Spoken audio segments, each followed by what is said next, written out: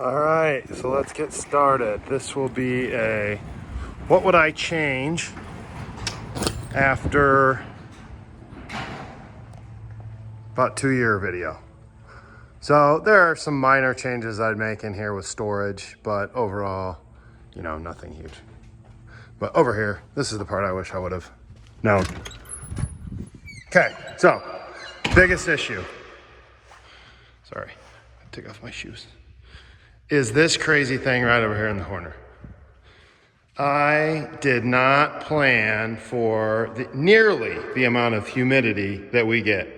I have to empty this bin out in the summer, I'm gonna say, depending on the humidity, once a day, maybe once every other day, definitely once every 3 days.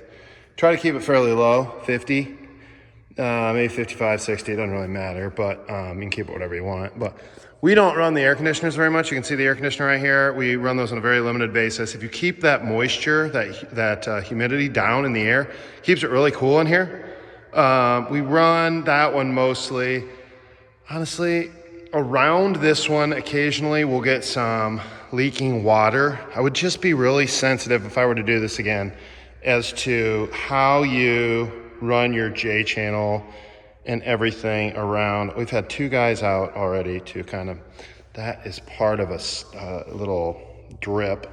Had a couple guys out. Anyways, we have 4 of these things and 2 of them have minor, you know, you can just tell there's been water leaking at times, and we've had somebody out to look at it a couple times. But anyways, from my standpoint, that would really cause me to question whether or not you need 4 of those. We definitely have never used all 4, especially when you keep that humidity down. But these are modest size, they're like medium size heat pump, AC/heaters, and 2 of those in this area would be more than enough. And then I would say sticking them like not on an end, not like that, would be better. So in this configuration here, we should have stuck 1 over here and 1 over here and had none over here. That one's higher because we have a little driveway in between. That would have been better to just stick over here lower. They make a difference being lower or higher. When they're higher, you don't feel it as much. For obvious reasons, it's not blowing down and heat rises, such. So the fans, we haven't really used those a ton. Those make a little bit of a difference. Ours are kind of stuck on low because I lost the remote and haven't spent the money to get somebody over here and swap out to new ones that I have. But that would be probably a change. Don't lose your remote that we would make. And these lights, we have 6 of them. And I don't know, I don't have a lot to compare it to. It's bright in here. We don't have people complain or say much, but I would just question whether this is the right light exposure. I think in this setup, it probably, you could get away with 5. It's not gonna look quite as right. You might be able to get away with 4. It just depends on how much you want. We've been in bigger gyms that have had a lot less light, and it's not that bad. It's nice to have the light though, so you don't get a whole lot of glare. You don't get echo with this. We did OSB on the walls.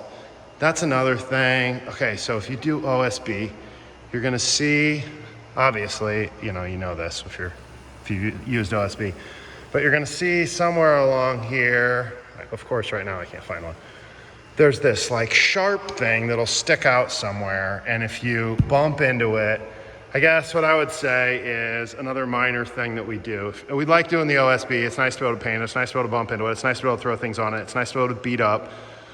And we've done all that, and it hasn't gotten any chips or anything, but those little like notches almost feel like little nails that are sticking out, or little, you know what OSB is. It's just ground up wood. So sometimes you'll get a nice nugget that you can kind of run into or rub up against.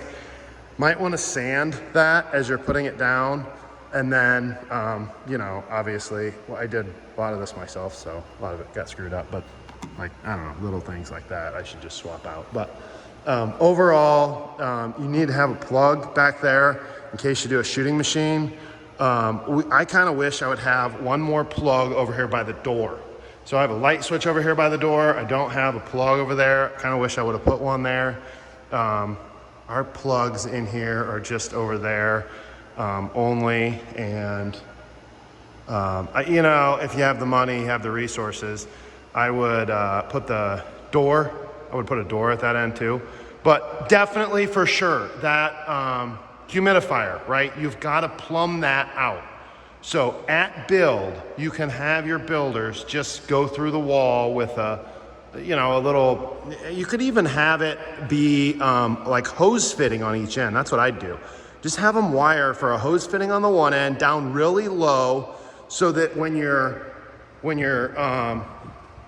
dehumidifier runs out, rather than using this catch basin, you can just have it go right into this thing and it'll just run right down here and go out. I could have it water my garden back there. I'm just, with the leaks that I've had, minor leaks, I just don't like.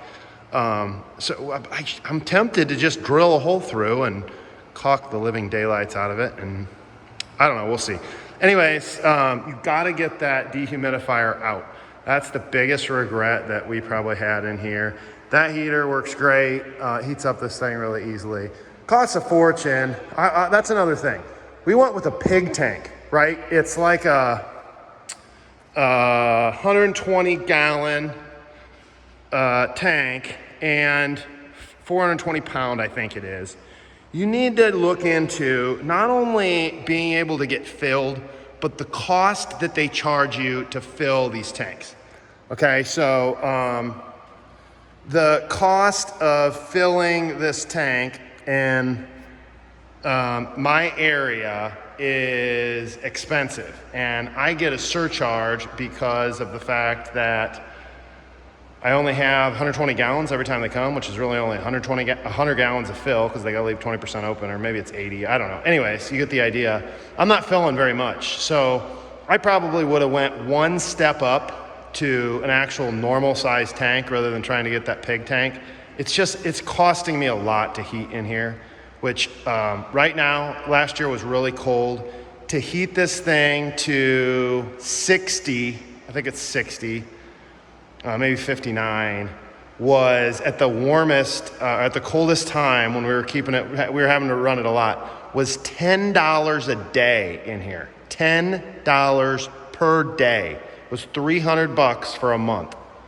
So, you know, I would just say anything you can do to reduce that heat, barreling out into here. We insulated it, but if you could get a bigger tank and save, you know, I don't know, 20 cents a gallon on LP or 10 cents a gallon on, I would do that. So plumbing, get that humidifier out of here rather than having a bin that you have to empty all the time. That's a pain in the butt.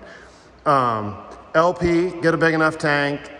These HVAC units, if you end up doing air conditioning, make sure they don't leak. Make sure you have it. I'm not sure what to say on that. I thought we did. I hired people I trust, but you know, I guess it's just what happens, I guess, sometimes.